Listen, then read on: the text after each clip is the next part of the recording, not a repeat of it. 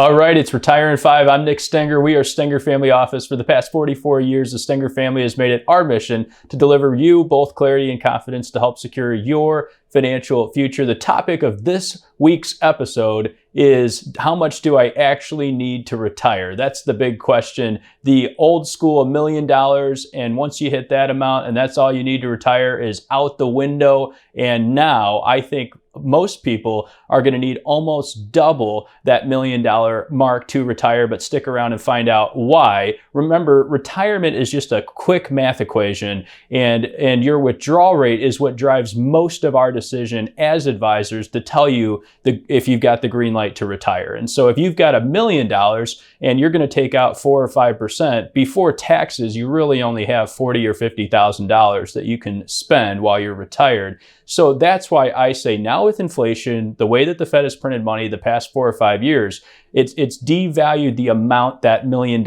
is actually worth. And so that's why I say most people today, minimum, going off of a middle class income or an upper middle class income, are going to need a lot closer to $2 million.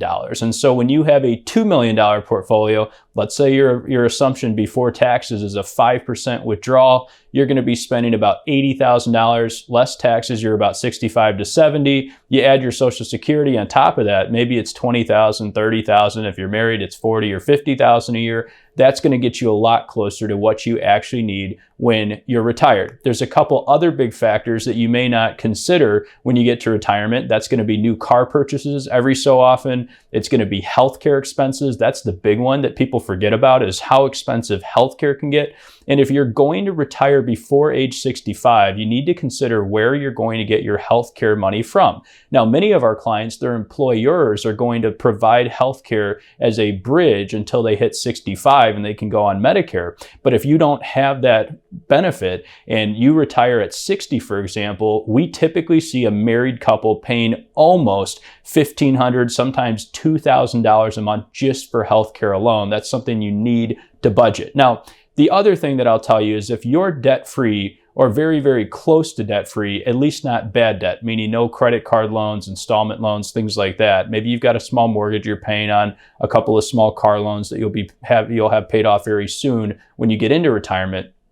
Assuming you don't have credit card debt, I would guess that most of your expenses are covered by your income that comes in every paycheck or every month. And so what we like to ask our clients is, what actually hits your bank account from a cash flow perspective? I found that that's much better than budgeting. People create budgets all the time and ultimately never stick to them. And it's also very stressful because you go to the store and you're worried about spending $200 instead of $180 like your budget says. So rather, what we do is work backwards, and we'll say, what do you bring in from a net income standpoint throughout the month, and then multiply that by 12. We'll factor your taxes in. Taxes are very important. Make sure you get that number correct. And you also want to look at the state that you're retiring in. Some states don't tax at all.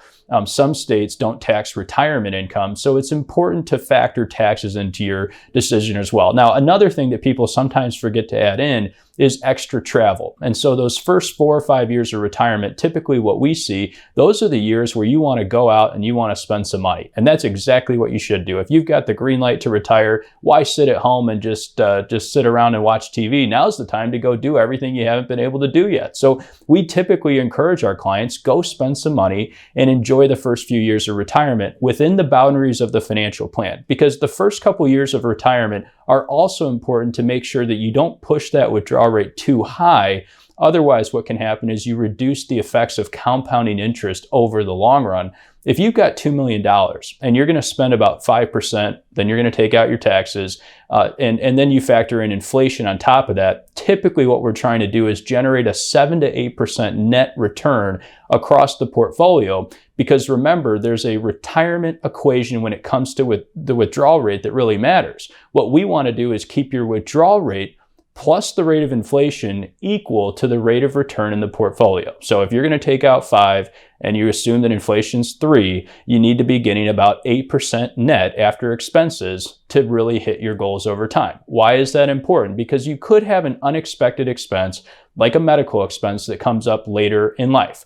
I had a few grandparents who ended up living into their 90s, for example, and two of them ended up with dementia. One of them was very severe dementia for over 8 years, having to pay for care.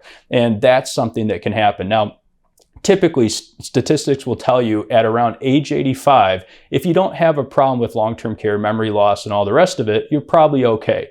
But long-term care also doesn't just apply to memory loss. It could just be you need some extra help. You need some additional assistance. And so that's why I say some retirement plans do not factor this in, and they really are maxed out and assume that you have to get a 9-10% annualized return in retirement. Well, that has happened the past 10 or 12 years coming out of 08 and 09 and some of the lows that we saw. It's not always the case going forward. And so we think that markets are going to do fine the next 5 or 10 years, but we also want to be conservative in the plan, because you can always take a little extra out, but it's hard. Once you've taken that money out and spend it, it's hard to replenish it just in case we go into a lower return environment. So we like to have our clients more on the conservative side. We want to work backwards and say, let's assume we only get a 7% net return. Let's back out that withdrawal rate of 3 to 4, maybe 5% on the higher side of things. And then the last piece of the equation is, what's your fixed income going to be in retirement? Are you going to have some Social Security, for example? Are you going to have some pensions?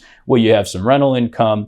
And that can offset how much you take from the portfolio. But remember, all of this just comes down to basic math. Now, I have seen people retire with $5 million that really shouldn't have retired because they just spend too much. And we've seen it at the $10 million level too, quite frankly.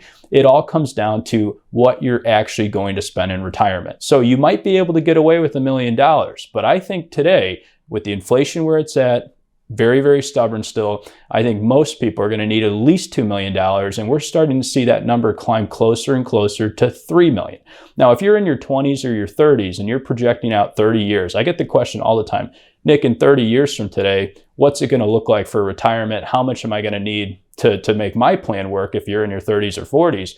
And I like to tell people $10 million is the new $3 million if you're going to retire 30 years from today. So the big secret sauce of retirement planning is watch that rate of inflation, because that's what catches up with people in the long run. If you don't have a financial plan yet, if you haven't sat down and modeled some of these assumptions for your own financial future, give our firm a call, Stenger Family Office, 630-912-8295, or visit us online, StengerFamilyOffice.com. We'll see you next time.